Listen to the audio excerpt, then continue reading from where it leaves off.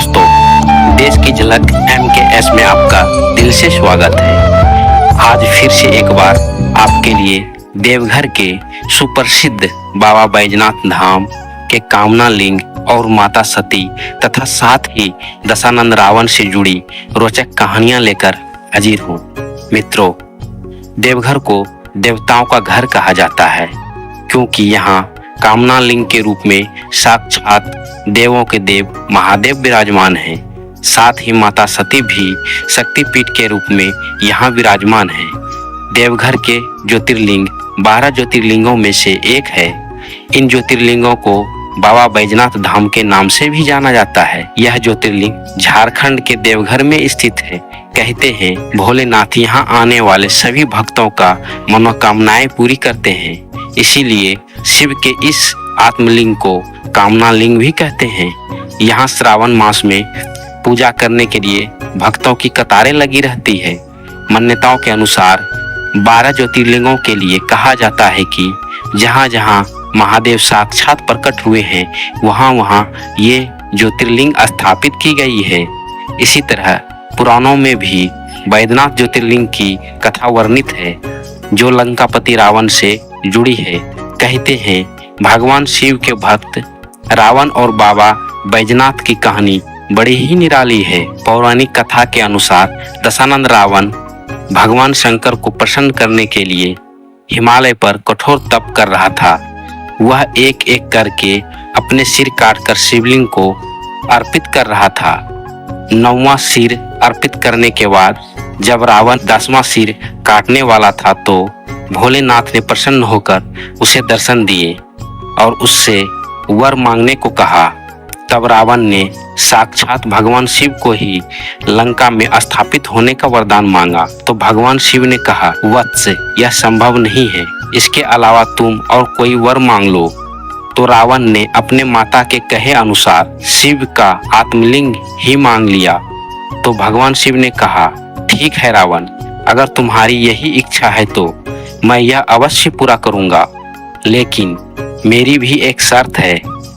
तुम्हें यह शर्त माननी होगी और मेरे शर्त के अनुसार तुम्हें इस आत्मलिंग को वायु मार्ग से नहीं बल्कि भूमार्ग से लेकर जाना होगा और रास्ते में कहीं भी इसे भूमि पर नहीं रखना होगा। अगर किसी कारणवश इस आत्मलिंग को भूमि पर रखा तो यह आत्मलिंग वहीं पर स्थापित हो जाएगा और फिर कभी नहीं उठेगा।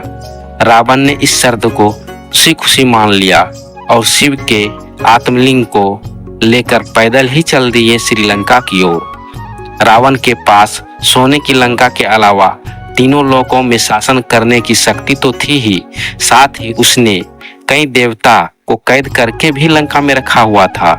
इस वजह से रावण ने ये इच्छा जताई कि भगवान शिव कैलाश छोड़कर अगर लंका में रहे तो लंका हमेशा के लिए सुरक्षित हो जाएगा। इधर भगवान शिव की कैलाश छोड़ने की बात सुनते ही सभी देवता चिंतित हो गए। इस समस्या के समाधान के लिए सभी भगवान विष्णु के पास गए। तब श्री हरि ने लीला रची। भगवान विष्णु ने वरुण देव को आचमन के जरिए रावण के पेट में घुसने को कहा। इसलिए जब रावण आचमन करके शिवलिंग को लेकर श्रीलंका की ओर चला तो देवघर के पास जहां माता सती का हृदय गिरा था उस स्थान पर रावण को पहुंचते ही बहुत ही तीव्र लघुशंका लगी। रावण ने इधर उधर देखा तो उसे एक ग्वाला नजर आया तो रावण उस ग्वाले के पास गया और कहा, हे ग्वाले, मुझे बहुत ही तीव्र लघुशंका लगी है, सो कुछ देर तुम इस शिवलिंग को अपने हाथ में रखो और जब तक मैं वापस न आऊं तुम इस शिवलिंग को हाथ में ही रखना, इसे जमीन पर भूल से भी नहीं रखना। कहते हैं उस ग्वाले का नाम बैजू था जो कि भगवान विष्णु का ही स्वरूप था। इस वजह से भी यह तीर्थ स्थान बैजनाथ धाम और रावणेश्वर धाम दोनों नामों से विख्यात है। पौराणिक ग्रंथों के मुताबिक रावण कई घंटों तक लघुशंका करता रहा जो आज भी एक तालाब के रूप में देवघर में विद्यमान है। इधर बैजू ने शिवलिंग धरती पर रख कर स्थापित कर दिया। जब रावण लौटकर आया तो लाख कोशिश के बाद भी शिवलिंग को उठा नहीं पाया।